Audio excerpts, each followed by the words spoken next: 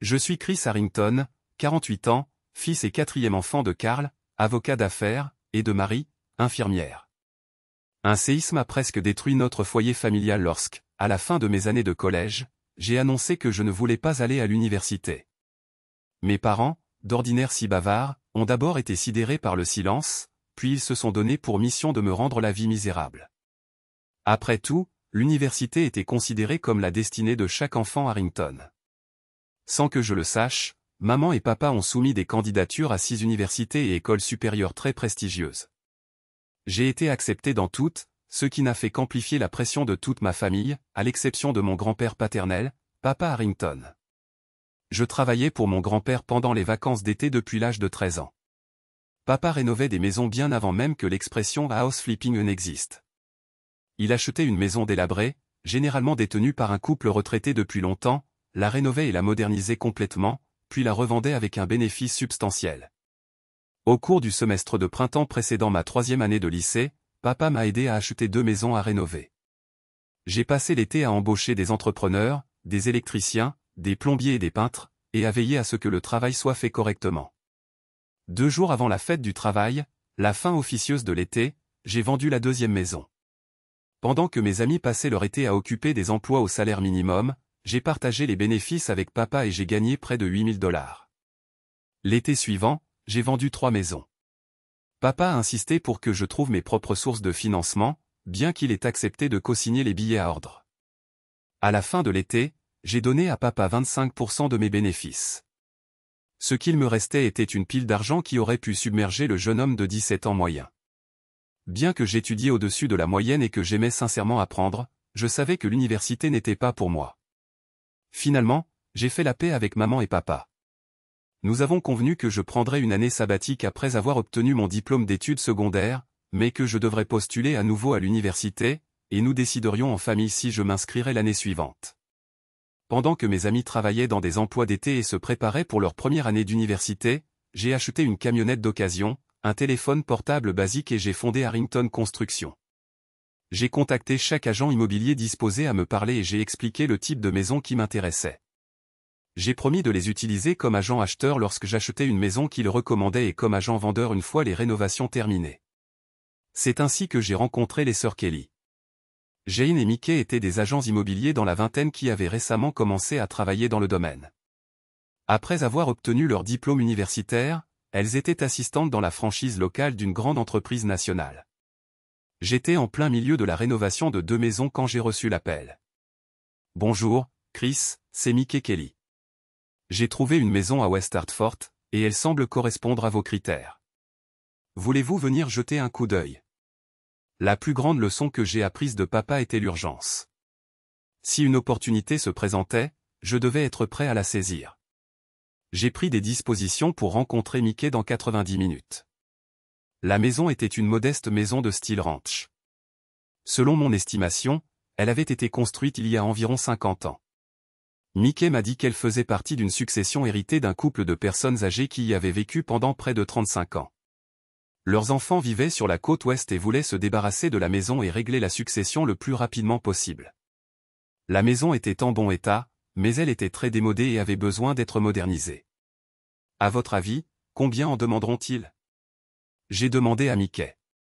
Je pense que ça va aller assez vite, et le prix sera probablement proche de 89 000 $.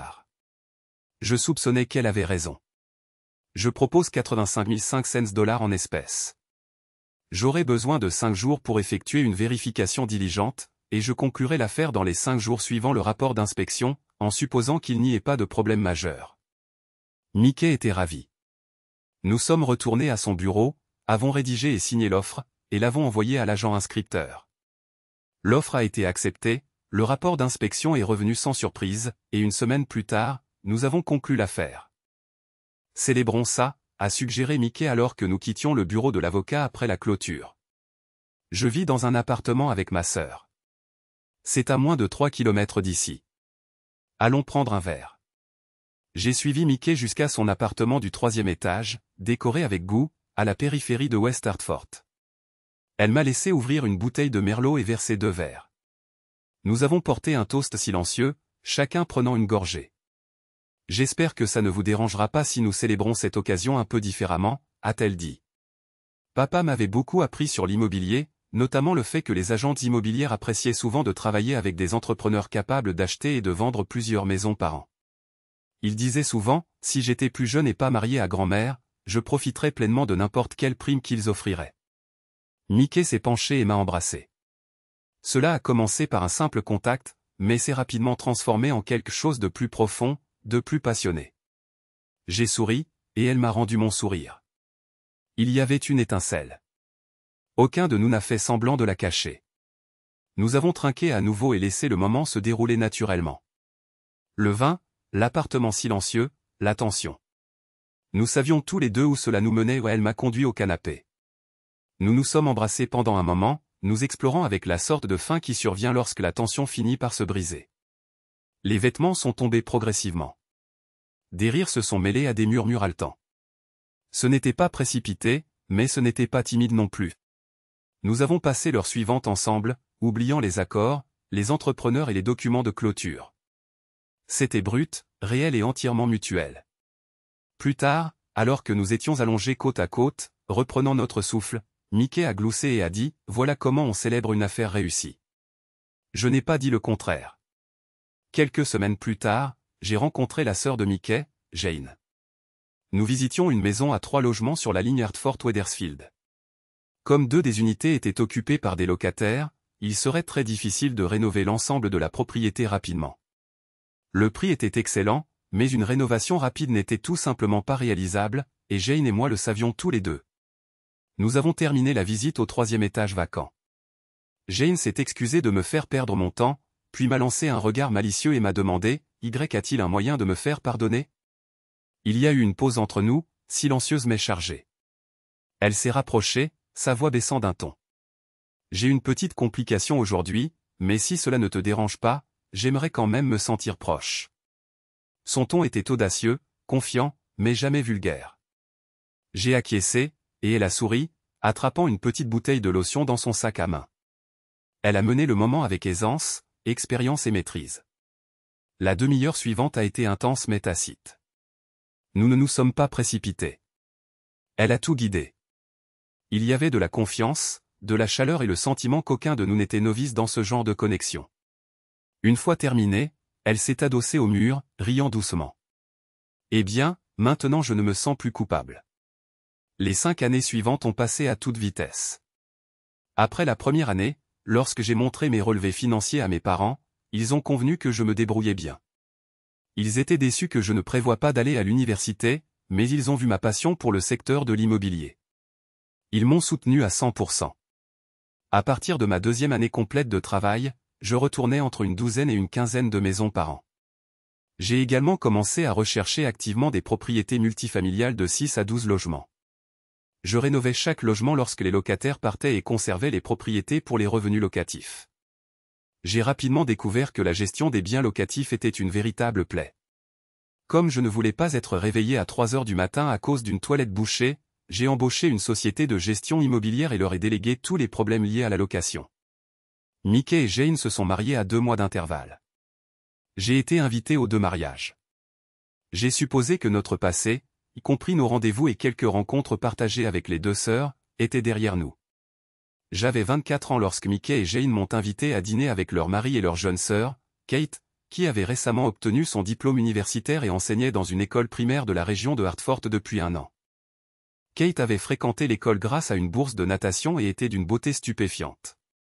Elle était plus grande que ses sœurs 1m75, 1m76 et pesait environ 60 kg, avec des cheveux roux et des yeux verts. Sa silhouette athlétique était mise en valeur par de longues jambes toniquées, très honnêtement, les plus belles fesses que j'ai jamais vues. Encore mieux que son apparence, il y avait sa personnalité. Elle était intelligente, authentique et riait facilement. J'ai apprécié de faire sa connaissance autour d'un verre et d'un dîner, même si nous étions avec ses sœurs et leurs maris. J'étais ravi quand, à la fin de la soirée, elle a accepté de me conduire chez mes parents. Alors que nous approchions d'un dépanneur, Kate a suggéré de nous arrêter pour discuter car c'était la première fois que nous étions seuls. Nous avons pris quelques boissons et trouvé une table tranquille. « Écoute, commença Kate. Tu as l'air d'être un type sympa, et dans d'autres circonstances. Je pense que j'aimerais beaucoup apprendre à te connaître. J'aimerais aussi apprendre à te connaître. Qu'est-ce qui te tracasse? Je sais que tu es amie avec mes sœurs depuis des années, et je sais qu'elles sont infidèles. Je suis presque certain qu'elles trompent leur mari.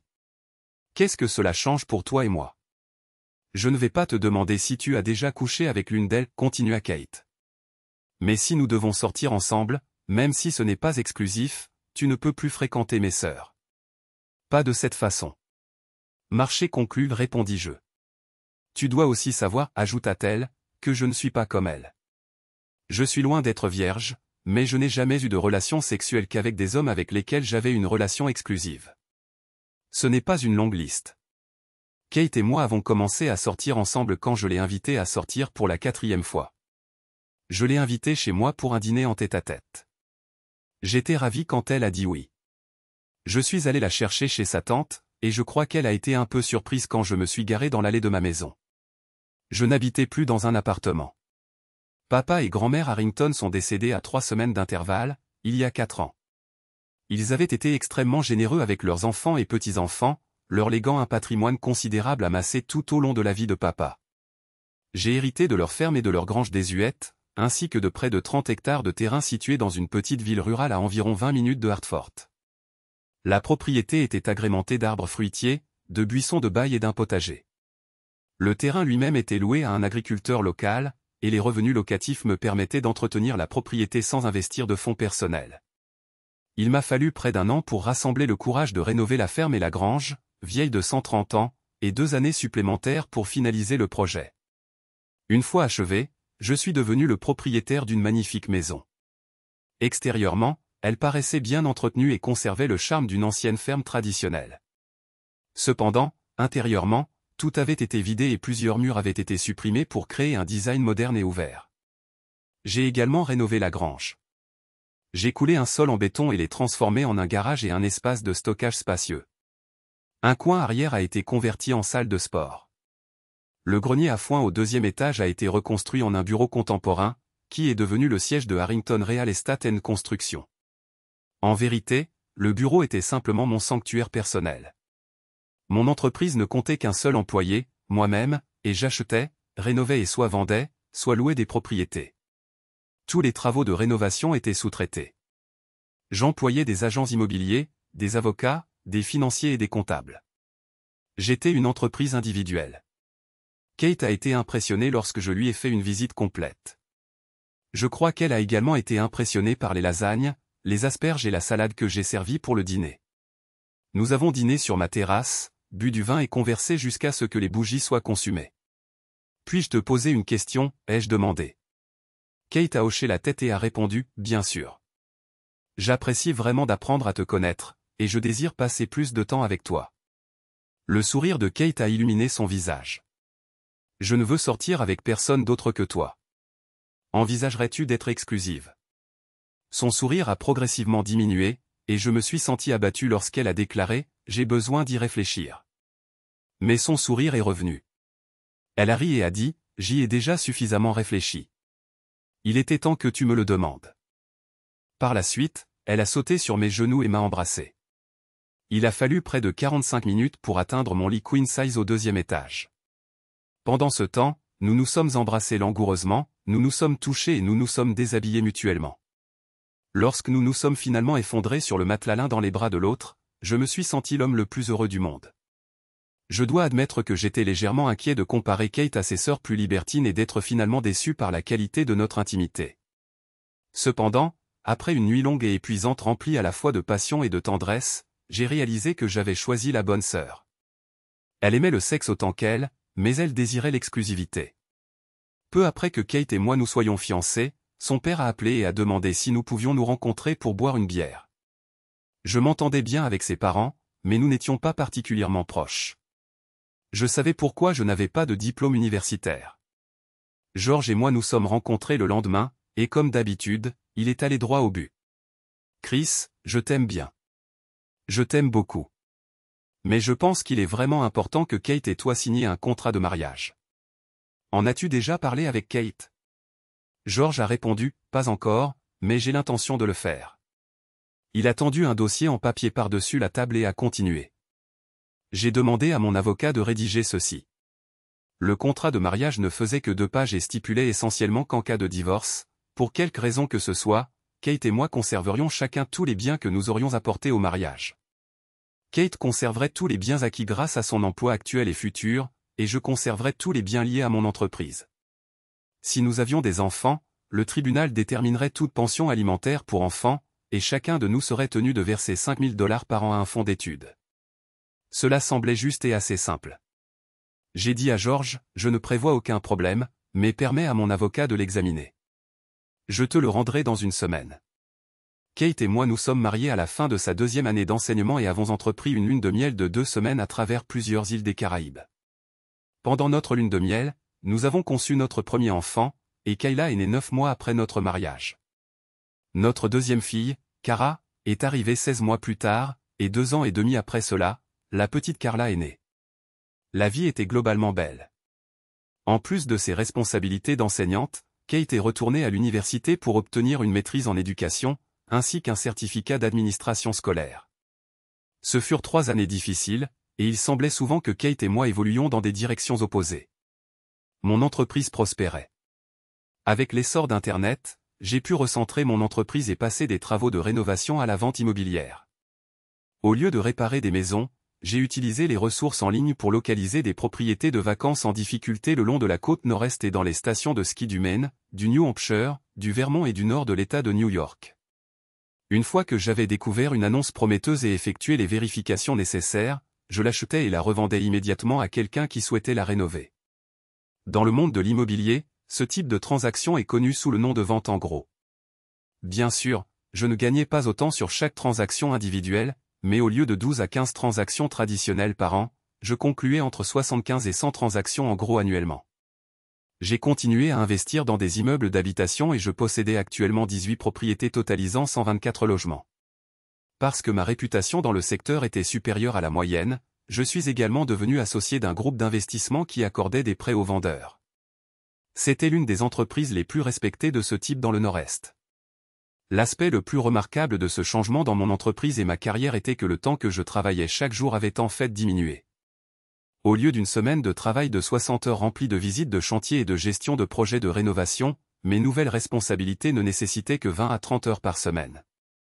J'ai pu consacrer davantage de mon temps précieux à ma famille. En moyenne, ma journée de travail commençait par un réveil à 4 heures du matin et 1 heure d'exercice physique. Chaque matin, je réveillais ma femme bien-aimée et mes enfants avec l'arôme d'un copieux petit déjeuner et préparais un déjeuner sain fait maison qu'ils emportaient avec eux. J'embrassais ma femme et mes enfants pour leur dire au revoir et les regarder monter dans le bus scolaire. Tous les matins, de 7h30 à 13h, je me concentrais sur le travail. Je restais en contact avec tous mes contacts d'agents immobiliers, je recherchais de nouvelles transactions de vente en gros, j'examinais les rapports de notre société de près et je gérais les 1000 petites tâches que mon entreprise exigeait. La plupart du temps, je pouvais finir le travail assez tôt pour aider à préparer les enfants pour l'école. J'entraînais leurs équipes sportives, les conduisais à leurs cours de danse, veillais à ce qu'ils fassent leurs devoirs et les ramenais à la maison pour un dîner sain et fait maison. J'étais l'homme le plus heureux du monde. J'avais une carrière réussie, et j'embrassais fièrement le titre de Monsieur Maman. Pendant cette même période, Kate a changé de carrière. Elle a quitté la salle de classe et est devenue administratrice scolaire. Elle a commencé comme directrice adjointe dans un collège, puis a été nommée directrice d'une école primaire, est ensuite revenue dans un collège en tant que directrice adjointe et, enfin, en seulement 6 courtes années, est devenue directrice adjointe de notre district scolaire. Le principal inconvénient était que, si mes heures de travail avaient diminué, celles de Kate avaient augmenté. Elle devait assister à de nombreux événements sportifs en soirée et à d'autres manifestations scolaires. Elle assistait à tous les conseils municipaux et aux réunions du conseil scolaire. Pourtant, Kate aimait son travail et les changements positifs qu'elle apportait à notre communauté. Alors je ne me suis pas plaint. Au lieu de cela, je m'occupais volontiers des choses à la maison. Même avec nos horaires chargés, Kate et moi trouvions toujours du temps pour être ensemble, tant dans la chambre à coucher qu'en dehors. Au moment où nous avons fêté notre 12e anniversaire de mariage, nous faisions encore l'amour 3-4 fois par semaine. Le seul véritable test de notre relation a commencé quelques années plus tôt.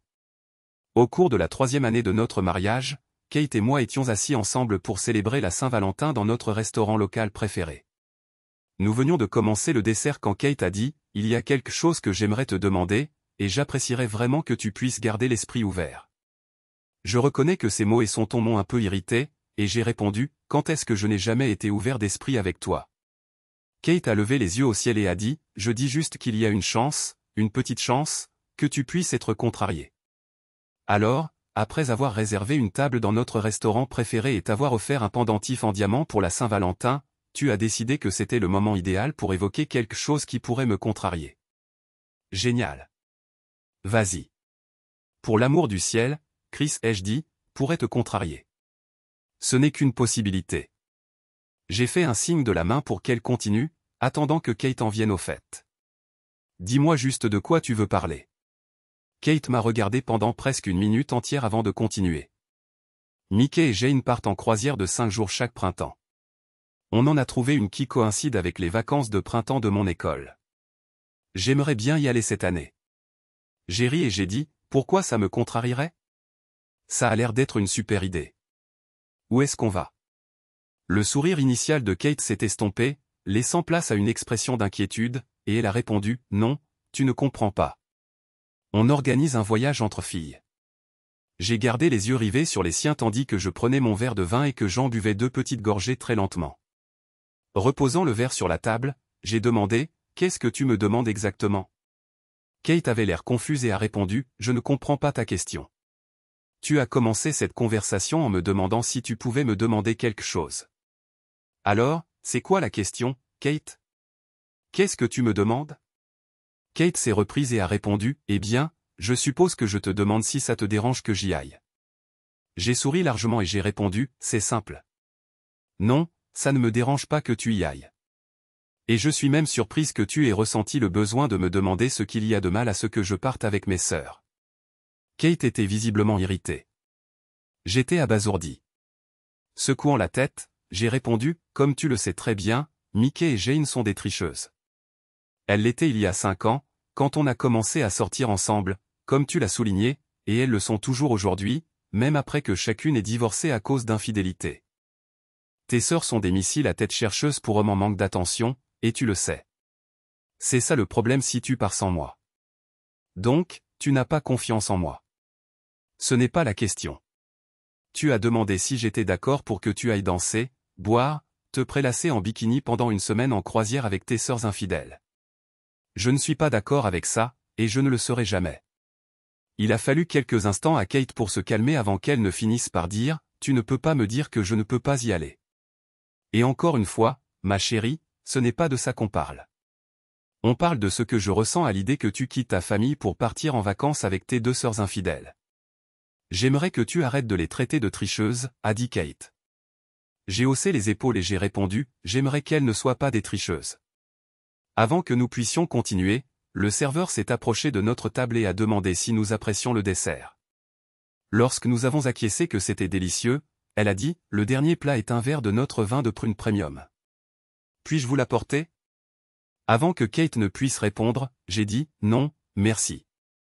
J'ai sorti ma carte de crédit de mon portefeuille, je l'ai tendue au serveur et j'ai dit, veuillez passer la carte, ajouter 20% pour le pourboire, et m'apporter l'addition à signer. Kate était outrée. Elle a élevé la voix et a déclaré, on reste pour le vin, puis s'est tournée vers le serveur et a dit, on le prend maintenant. Merci. J'ai soupçonné que le serveur avait compris que malgré le magnifique collier que j'avais offert à ma femme, il n'y aurait pas de sexe à la fin de notre rendez-vous. J'ai souri au serveur et j'ai dit, veuillez apporter son vin à ma femme et m'en apporter un verre aussi. Quand vous passerez ma carte, rendez-la à ma femme et appelez-lui un taxi. Les yeux du serveur ont failli sortir de leur orbite alors que je jetais ma serviette sur la table, que je me levais et que je me dirigeais vers le vestiaire pour récupérer ma veste. Après avoir démarré la voiture, j'ai vérifié l'heure et j'ai donné à Kate exactement 3 minutes pour payer l'addition et rejoindre le parking. Elle y est arrivée avec 7 secondes de marche. Quand elle est montée dans la voiture, elle était furieuse. Plus jamais tu ne me mets dans cette situation. Tu m'entends? J'ai roulé sur un demi-mile avant de répondre calmement. On vient d'avoir une conversation où tu as clairement indiqué que je ne pouvais pas t'interdire de partir en voyage d'une semaine avec tes sœurs infidèles. Eh bien, si c'est le cas, alors tu ne peux pas m'interdire de te mettre dans l'embarras en public. Et je le ferai aussi souvent que j'en aurai envie. Kate était abasourdie. Je ne lui avais jamais parlé sur ce ton auparavant. Sagement, elle a choisi de rester silencieuse pour le reste du trajet. J'ai garé la voiture près de la grange pendant que Kate se dirigeait vers la porte qui menait à l'extérieur et dans la maison. Je suis monté à l'étage vers mon bureau. Où vas-tu? On n'a pas fini de parler. Rentre dans la maison. Maintenant. J'étais à mi-chemin des escaliers quand je me suis retourné et j'ai crié, pour qui te prends-tu? Ne me dis plus jamais ce que je dois faire. Kate est restée là, la mâchoire décrochée, pendant que je claquais la porte du bureau derrière moi.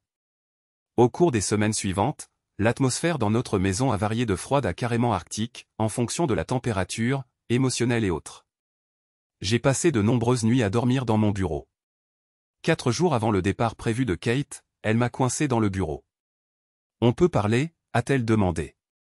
Bien sûr, ai-je dit, en désignant la chaise. Assieds-toi, je t'en prie.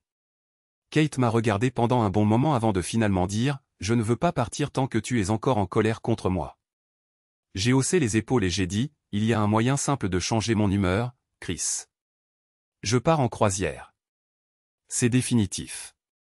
Nous sommes restés assis en silence pendant quelques instants, puis j'ai demandé, puis-je dire quelques mots? Après que Kate eut acquiescé, j'ai dit, pour la première fois dans notre vie commune, je suis sincèrement inquiet pour la santé de notre mariage. Pour la première fois, j'ai peur que tes actions ne conduisent à l'éclatement de notre famille.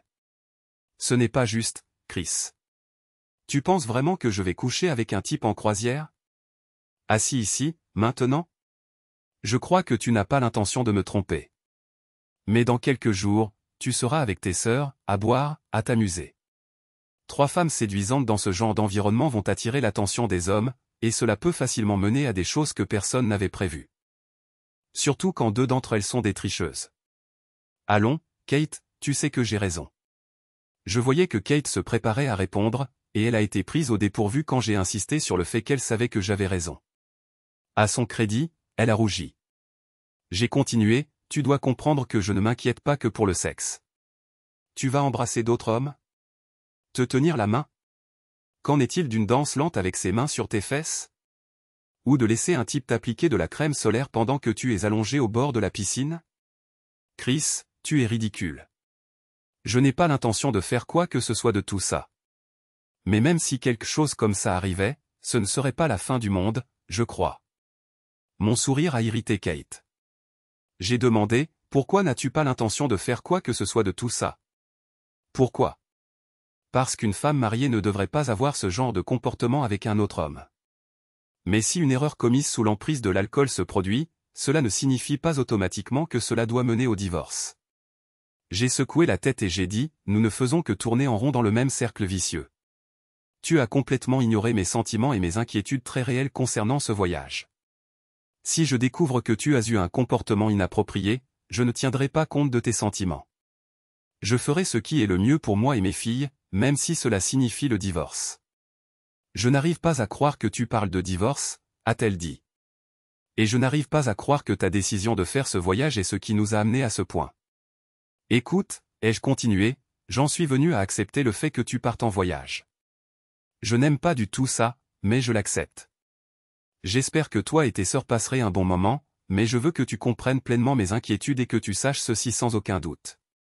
Si tu franchis la ligne et fais quelque chose d'inapproprié et que je l'apprends, je te jetterai à la rue en un clin d'œil. J'ai été surpris quand les larmes ont coulé des yeux de Kate et ont commencé à couler sur ses joues. Elle a bondi de son siège, a marché jusqu'à la porte de mon bureau et a crié par-dessus son épaule, « Je ne vais rien faire de mal ». Le matin du départ de Kate, nous étions assis à la table de la cuisine. Les restes d'un petit déjeuner de gaufres étaient la seule preuve de notre délicieux repas. Kate demandait aux filles quel était leur projet pour la semaine.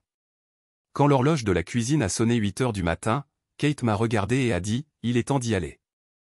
J'ai dit à Mickey que nous irions la chercher à 8h30 et Jane à 9h. Horloge. Nous ai-je demandé. Bien sûr, tu nous conduis à l'aéroport, Kate. J'ai des conférences téléphoniques prévues à 8h30, 9h, horloge, et 9h45. Je vais à mon bureau. Qu'est-ce qui ne va pas chez toi? Quel genre de mari ne conduit pas sa femme à l'aéroport? J'étais à mi-chemin de la porte de la cuisine quand j'ai répondu, le genre de mari qui ne soutient en aucun cas ce voyage. Puis, me tournant vers les filles, j'ai dit, veuillez débarrasser la table et le plan de travail de la cuisine avant d'allumer la télévision. Les 9 années suivantes ont filé à toute vitesse. Kiley venait d'avoir 13 ans, Cara en avait 11 et Carla 8. J'aimais toujours être monsieur maman et assumer l'entière responsabilité des enfants. Kate appréciait mes efforts car cela lui permettait de continuer à être la meilleure administratrice du système scolaire de notre ville tout en occupant des postes au sein de plusieurs conseils d'éducation nationaux et de l'État du Connecticut. J'étais incroyablement fier de ma femme et j'appréciais en même temps le lien étroit que l'on avait développé avec mes 3 filles. C'était un vendredi pendant la dernière semaine complète d'avril. Kate était revenue 2 semaines plus tôt de sa 9e croisière printanière avec ses sœurs. Mon téléphone était en mode silencieux et j'écoutais une conférence téléphonique. Je n'avais pas l'intention de parler, juste d'écouter. Je me tenais à la fenêtre ouverte du bureau, profitant de la douce brise printanière. Lorsque la voiture de Kate est entrée dans l'allée, la voiture de sa sœur Jane a suivi de près. Kate a sauté de sa voiture, et Jane et Mickey sont sortis de l'autre. J'ai entendu Jane demander « Qu'est-ce qui est si important ?» Kate a fait taire sa sœur et a dit « Parlons dans la cuisine. » Je ne veux pas risquer que Chris nous entende. On dirait que c'est plus important que ma conférence téléphonique, ai-je pensé en éteignant mon téléphone. Presque immédiatement, j'ai ouvert l'application de sécurité domestique sur mon téléphone portable et j'ai basculé sur la caméra de la cuisine. J'ai regardé les femmes entrer par la porte de derrière. Lorsque Mickey et Jane ont pris place à la table de la cuisine, Kate leur a versé à chacune un verre de vin. « Tu n'en prends pas ?» a demandé Mickey. Après un silence, Kate répondit, « Pas maintenant. Je suis sous antibiotiques. »« Qu'est-ce qui ne va pas ?» demanda Jane. « J'ai du mal à le croire, mais un des mecs avec qui j'ai couché m'a filé une infection, » avoua Kate. « Oh, mince alors, » dit Jane. « Tu as contaminé Chris ?»« Non, » cria Kate. « Il est toujours de mauvaise humeur. Quand je reviens de ces croisières, on a généralement plus de rapports pendant quelques semaines. »« Quand ton médecin préviendra-t-il Chris ?» demanda Mickey. « Je ne pense pas qu'il le fera, » répondit Kate.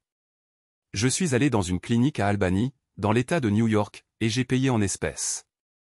Je leur ai dit que je n'étais pas marié et que je n'avais eu des rapports qu'avec des inconnus pendant la croisière au cours des 6 derniers mois.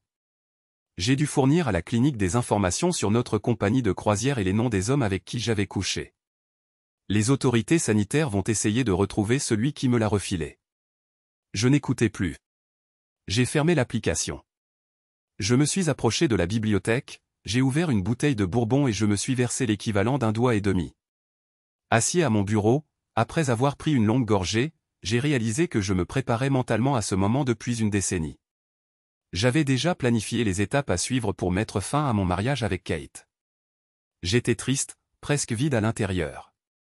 Mais j'étais déterminé à me protéger ainsi que mes enfants. J'ai appelé mon avocat personnel et je lui ai demandé d'entamer une procédure de divorce. Je voulais que le contrat de mariage soit appliqué. J'avais besoin de la maison dont j'avais hérité de mon grand-père.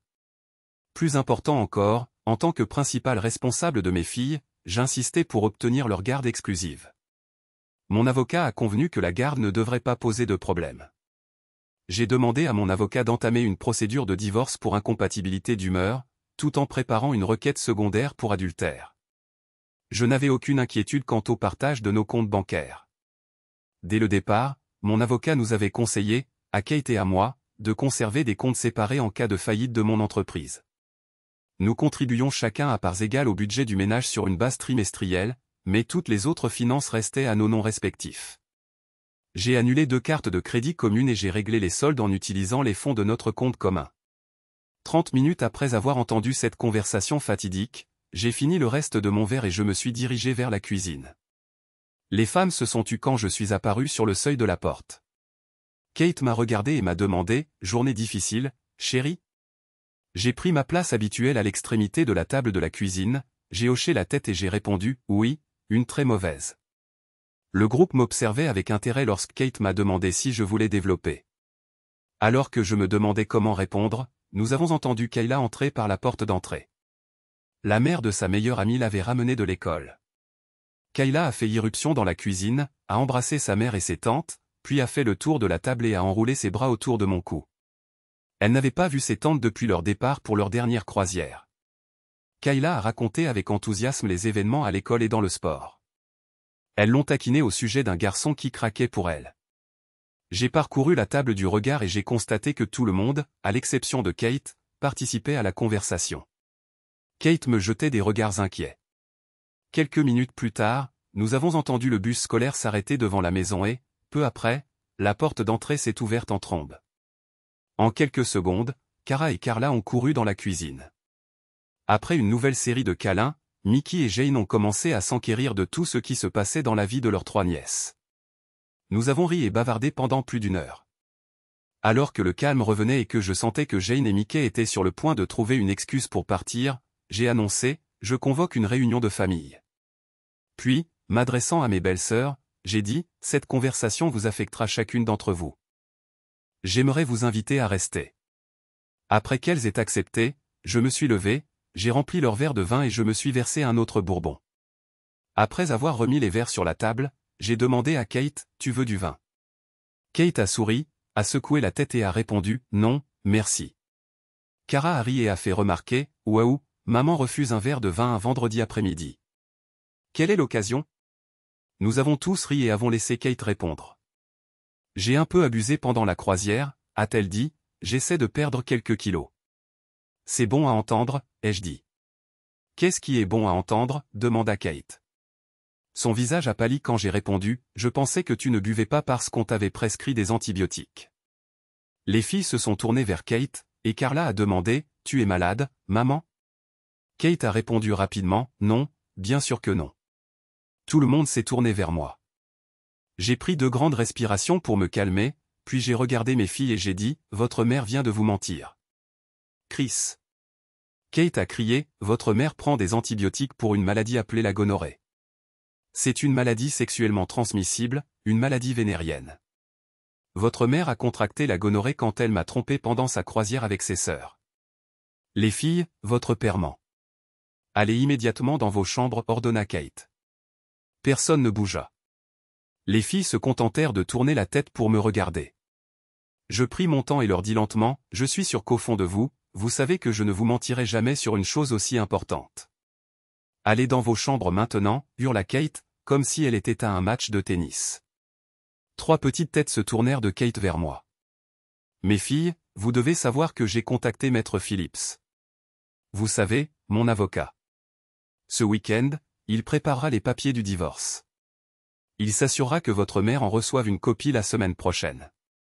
La rage éclaira le regard de Kate. Comment oses-tu mêler nos enfants à cette affaire privée? Regardant Kate avec autant de mépris que possible, je répondis, mardi, Allen déposera une demande de divorce. Ce qui était autrefois une affaire privée deviendra public dans quelques jours. Puis, me tournant vers mes filles, je dis, l'année prochaine sera très difficile pour notre famille. Je veux vous traiter avec respect et être honnête avec vous dès le début. Je veux que vous sachiez que je ne suis pas à blâmer. C'est à cause de votre mère. Elle nous a trahis. Elle a détruit notre mariage et brisé notre famille. Observant les réactions de mes filles, je ne fus pas surpris par les larmes et les sanglots de Cara et Carla. Ce qui me surprit, c'est l'absence d'émotion de l'aînée. Elle semblait calme, presque résolue, quand elle dit, « Papa, je veux te dire quelque chose d'important, mais j'ai peur que tu me détestes. » Je passai devant ma belle-sœur, Jane, et pris la main de Kayla dans la mienne. Il est impossible que je puisse te détester. Je fus déconcerté lorsque Kayla éclata en sanglots. Elle se tourna pour regarder Cara. Quand Cara fit un signe de tête silencieux, les 2 filles se serrèrent fort l'une contre l'autre et pleurèrent ensemble. Regardez le bazar que vous avez créé. Comment osez-vous bouleverser notre famille de cette façon? J'observais attentivement Kayla et Cara pendant que Kate parlait. Ces paroles n'eurent aucun effet sur elle.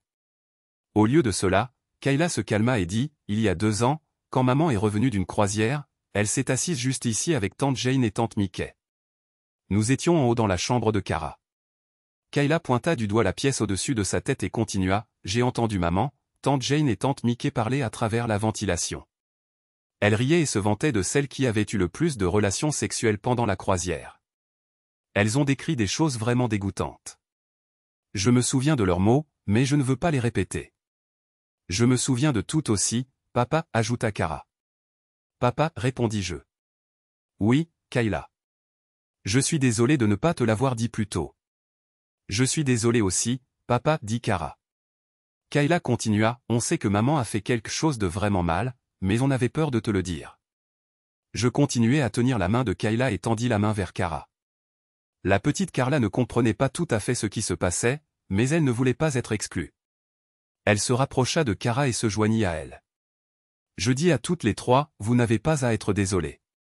Votre mère et vos tantes n'auraient jamais dû vous mettre dans une situation où vous deviez entendre parler de leur comportement dégoûtant. C'est de leur faute, pas de la vôtre. Je ne veux pas vivre avec maman après le divorce. Je veux vivre avec toi. J'étais surpris que Kayla ait déjà pensé aussi loin. Je me sentis fier et profondément ému lorsque Carla et Kara acquiescèrent toutes les deux. Kate décida de saisir l'occasion pour continuer ses inepties.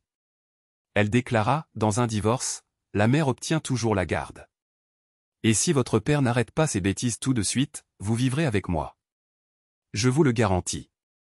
Toutes les trois filles parurent contrariées et se tournèrent vers moi. Je souris et expliquai, dans la plupart des cas, oui, la mère obtient la garde principale. Kayla grogna jusqu'à ce qu'elle me voie lever la main. Je continuai, les mères obtiennent généralement la garde parce que, dans la plupart des cas, elles sont les principales responsables des soins. Laissez-moi vous poser quelques questions.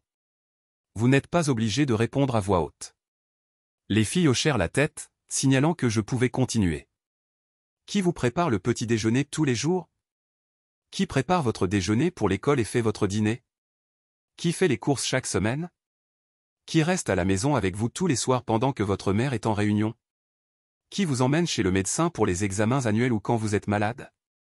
Qui entraîne vos équipes sportives et fait du bénévolat lors de vos sorties scolaires? Qui vous conduit à vos cours de danse et aux répétitions de théâtre? Puis je demandai, pouvez-vous penser à une seule chose que votre mère fait régulièrement pour contribuer à notre famille? Kayla bondit de sa chaise, fit le tour de la table et sauta dans mes bras ouverts. C'est toi, papa. Tu es notre responsable des soins et le meilleur papa du monde. Quand Kayla eut fini, ses deux sœurs se joignirent à nous dans un grand câlin. J'attendis une minute que tout le monde se calme. Allez dans vos chambres, les filles. Votre mère, vos tantes et moi devons avoir une conversation. Je reçus 3 gros bisous sur la joue. Les filles ignorèrent Kate, Jane et Mickey en sortant de la cuisine.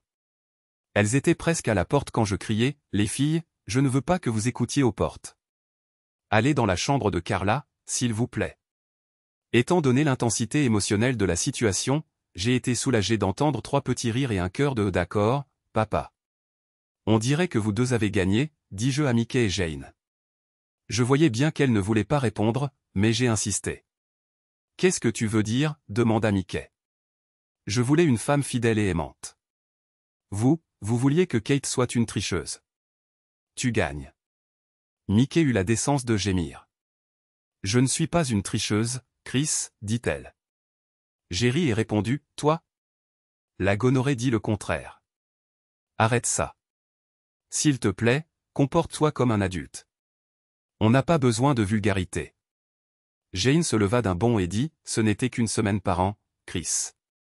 Kate a un travail très exigeant, et elle se détend juste pendant que nous sommes partis. Ce n'est pas grave. Je n'ai pas pu me retenir et j'ai dit, si j'avais voulu une tricheuse comme femme, j'aurais épousé l'une de vous deux, toi ou Mickey. Va te faire foutre, Chris, rétorqua Jane. Mickey ajouta, tu ne t'es jamais plaint quand tu étais avec nous. Les deux sœurs acquiescèrent. Voyons, j'avais 19 ans, j'étais chaud lapin et seul, dis-je. Je me suis arrêté un instant avant de demander, une fois que vous m'avez présenté Kate, ai-je jamais accepté une seule de vos nombreuses invitations à continuer de coucher avec vous? Tout le monde à table connaissait la réponse. Personne ne dit un mot. Je ne veux pas divorcer. Je veux me battre pour notre famille, dit Kate. Heureusement, Kate, répondis-je, je n'ai pas besoin de ta permission. J'ai demandé à mon avocat d'entamer une procédure de divorce pour différends irréconciliables. Si tu choisis de te battre, je demanderai au tribunal de t'ordonner de te faire dépister pour les maladies sexuellement transmissibles. Je pense que la gonorrhée qui macère dans ton cloaque suffira à prouver que tu es une tricheuse. Alors je modifierai la requête pour adultère, et le monde entier saura que tu es un imposteur et un menteur. Et, ma sœur, intervint Jane. On va sortir et vous laisser un peu d'intimité. Les deux sœurs commencèrent à se lever, mais s'arrêtèrent quand je dis, pendant que vous partez, j'aimerais que vous sortiez les poubelles. Elles me regardèrent avec confusion jusqu'à ce que je pointe Kate du doigt et dise « Emmène ta sœur dans sa chambre et aide-la à préparer assez de vêtements pour quelques semaines. Ensuite, sortez-la de ma maison. » Bien que Kate ait essayé de retarder le divorce en utilisant sa famille et ses amis, elle n'a jamais emprunté les voies légales officielles parce qu'elle ne voulait pas que le monde sache qu'elle était infidèle. La séance de conseil conjugal ordonnée par le tribunal n'a duré qu'une seule visite. Le conseiller a rapidement déterminé que je n'avais aucun intérêt à poursuivre le mariage. Le tribunal a confirmé l'accord prénuptial. Kate a conservé tous les actifs liés à sa carrière, et j'ai gardé mon entreprise. Le plus beau, c'est que j'ai obtenu la garde principale de Kayla, Cara et Carla. Mes 2 filles aînées sont restées éloignées de leur mère et de leur tante, mais sont restées proches de leurs grands-parents maternels. Ma Benjamine, Carla, est toujours proche de sa mère et la voit régulièrement.